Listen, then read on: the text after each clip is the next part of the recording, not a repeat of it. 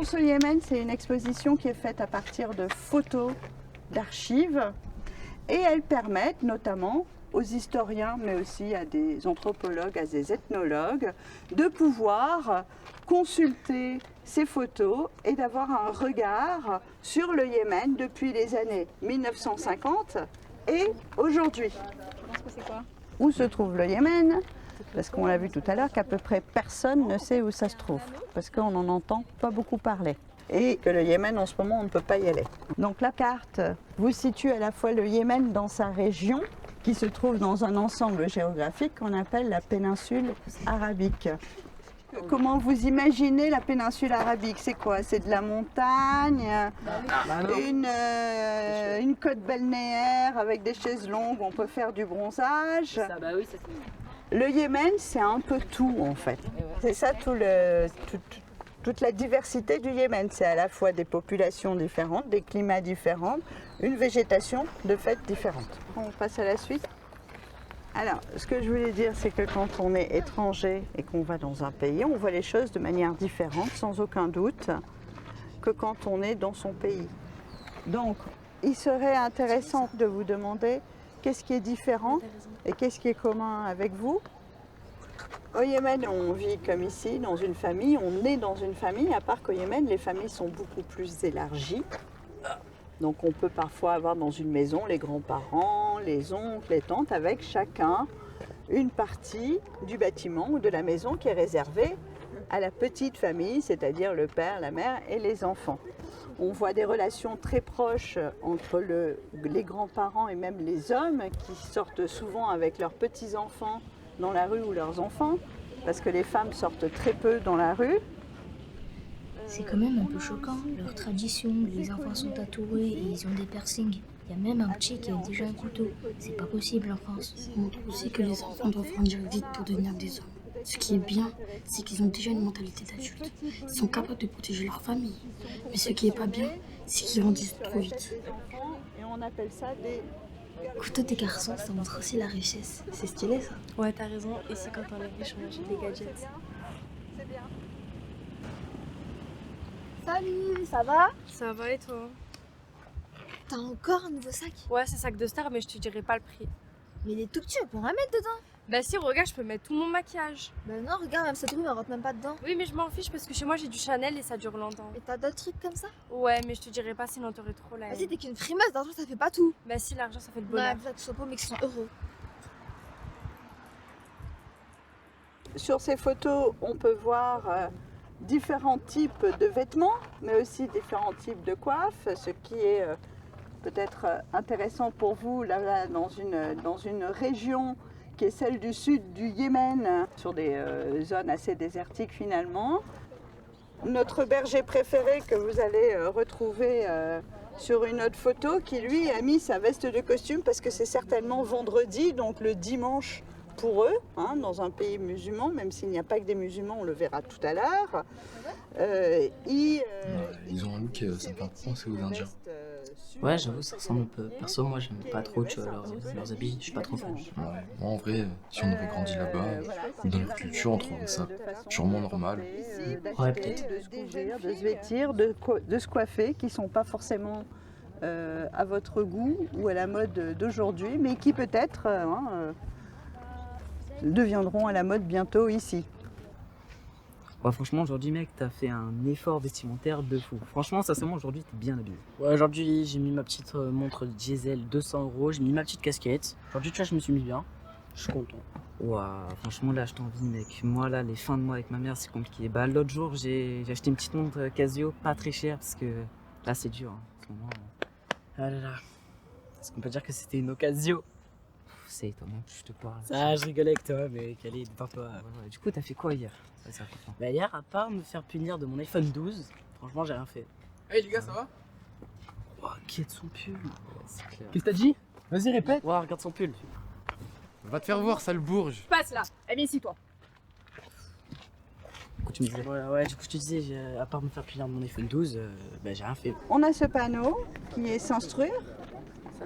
S'instruire, c'est-à-dire aller à l'école, quelle que soit la forme d'école, ou ce sont des écoliers avec leur petit cartable là, qui sont là et qui vont dans une école qui est organisée ou qui a été montée par les organisations internationales telles que l'ONU. Et les enseignants, souvent... Là-bas, l'école dépend de la région et de la classe sociale, pas comme ici. Et puis, il y a vachement moins d'écoles qu'ici. Apparemment, la plupart arrêtent vers 10 ans. En France, qu'on vive à Paris ou à Miramas, ça change rien. Tout le monde va à l'école jusqu'à 16 ans. Ils apprennent sans doute autant que nous, mais pas les mêmes choses. Peut-être qu'ils vont pas étudier la vitesse de la lumière, mais ils vont apprendre des choses qui vont autour d'eux.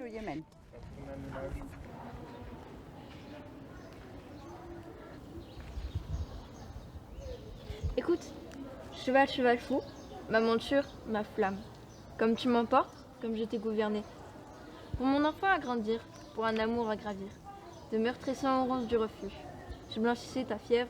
Ah mais attends, regarde, il y a Warren qui court là-bas. Ça va et toi? Ça va. Je viens d'avoir mon tailleur au téléphone, je suis super pressé. Je vais chercher ma petite sœur à l'école et ensuite je dois lui faire les devoirs. Et demain j'ai un contrôle d'histoire.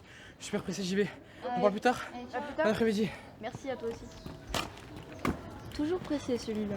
Ouais, c'est comme les adultes, jamais le temps de rien.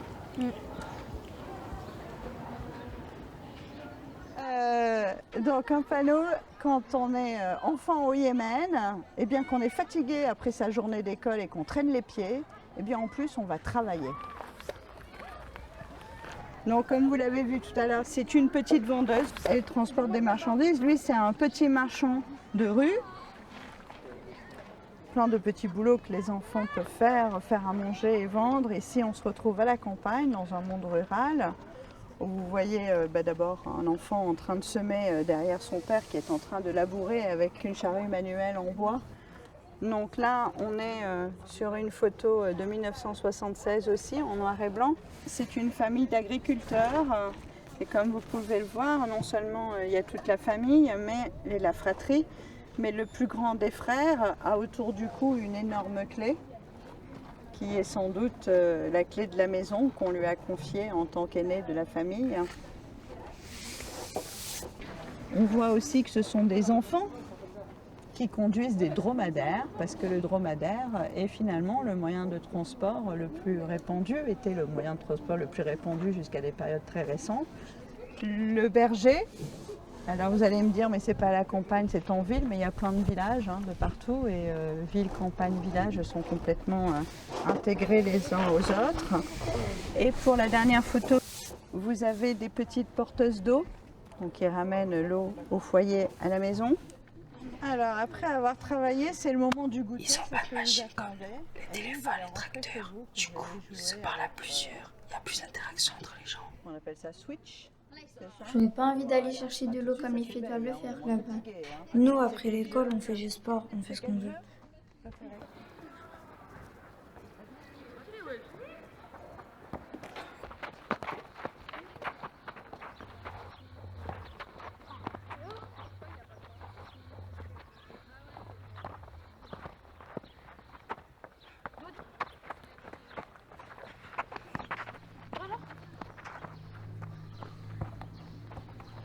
J'aimerais bien jouer un match contre eux, pas vous? Ouais, moi aussi. Ouais, mais Théo, il voudra jamais, c'est sûr.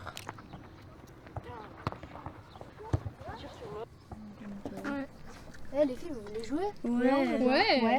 Oh non, elle va nous gâcher toute l'après-midi là. Laisse-les, ça va être drôle. Pourquoi on pourrait pas jouer? Et si vous gagnez, on vous passe le ballon à la fin. Faudra vous en acheter un autre alors.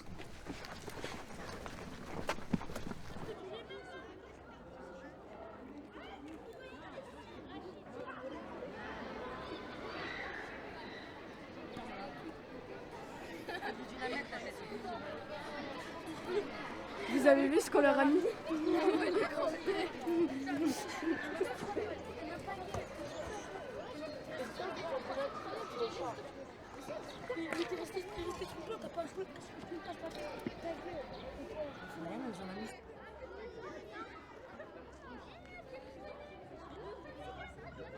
Et ici, à votre avis, il fait quoi? Ils font quoi, ces hommes-là? Il fume la chicha à son âge. Ils fument quoi? Il a l'air vraiment jeune. Comment ça s'appelle, ça? Mais c'est quoi, là? Ça s'appelle comment, ça? C'est une chicha? Une chicha, ouais. Ou une pipe à eau, ou un narguilé, en fonction des différentes terminologies, en fonction des pays. Vous pouvez voir qu'il y a plein de branches d'herbe, un petit peu partout. de branches de feuilles plutôt. Vous savez ce que c'est ça?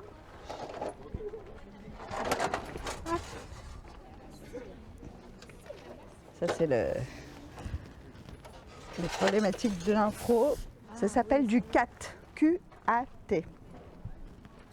Et c'est une herbe qu'on mâche traditionnellement. Donc on fait une boule comme ça, on le met sur le côté. Et elle a des propriétés dynamisantes, euphorisantes, etc. Et donc c'est une tradition. Entre eux, ils ont l'air d'être fusionnels, soudés, ils sont solidaires. En France, on n'est pas tous égaux. Les différences créent des tensions, du racisme et des discriminations. Il ne faut pas croire que les enfants yéménites n'aiment pas les jeux vidéo, ils adorent ça. Mais il y a aussi des jeux traditionnels que l'on a essayé de vous montrer. Que vous êtes capable de le faire, là, ce genre de jeu. Vous ne voulez pas ça? Toi, tu as l'air costaud et grand, Lenny, il pourrait sans problème monter sur tes épaules et faire un combat à dos d'homme. Mais il y est. C'est qui monte sur ça? Ben voilà. Voilà.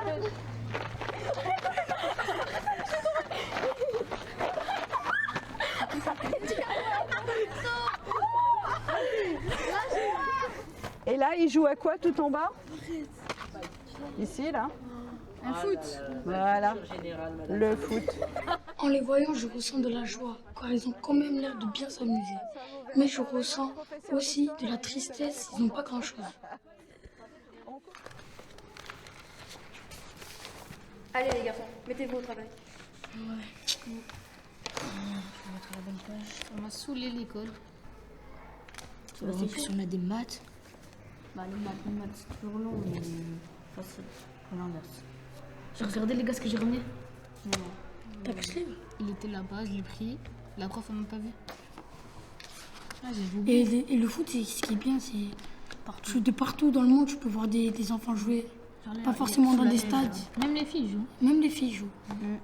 Ça constitue de solidarité, d'inégalité entre hommes et femmes, par exemple, et de rivalité. Ça arrive plein de fois que les supporters ils crient des choses racistes et tout. Ouais, ça arrive. Ce qui est beau aussi dans le foot, c'est quand deux équipes adverses se donnent à fond dans le match, mais qu'à la fin du match, ils se serrent la main. Je trouve ça magnifique. Quand tu joues au foot, t'es épanoui. Tous tes problèmes, tu peux les évacuer en jouant au foot. C'était comme si c'était une pause dans ta vie, en fait. Le foot, c'est avant tout quelque chose qu'on ressent nous. C'est pas parce qu'une personne va dire ça que forcément toi tu vas être d'accord avec elle. Et ça que je trouve beau.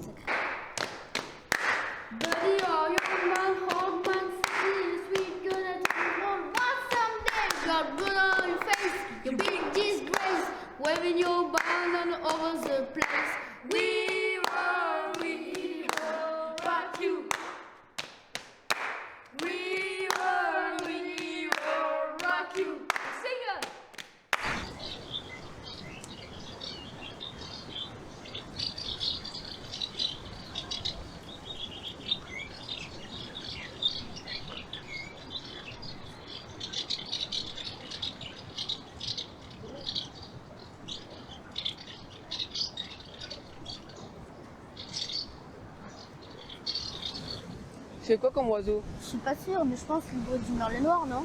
Non, c'est une hirondelle. Son cri est très aigu. C'est mon grand-père qui me l'a appris. Vraiment? Oui. C'est une hirondelle rustique, couleur marron bois. C'est normal que tu t'es trompé car elle se ressemble beaucoup. Je veux me faire la guerre. Regarde le CB. Ça prend ton audio, ça prend ta gadget, ça prend ta CB. Analyser. Hasta luego, hasta luego, hasta luego, hasta luego. Légal, illégal, alpha, oméga. On fait coup d'état, quand la tête c'est la cuenta. Capcara, j'rappe depuis l'époque de Cara. La technique, le flow de malade. Artistiquement on se balade. Dream, en bande organisée. Personne peut nous canaliser. Dans la zone ça fume la fusée. Pisté par les banalisés. Tu parles de moi sur le net, je suis sous potion. Là je tire de croix sur le pet. Au fait on grimpe, on voit les zéros sur le check. Ne toquez pas ça. À la cabeza. Ratata. Pour ma pizza. Ne toquez pas ça. À la cabeza. Ratata.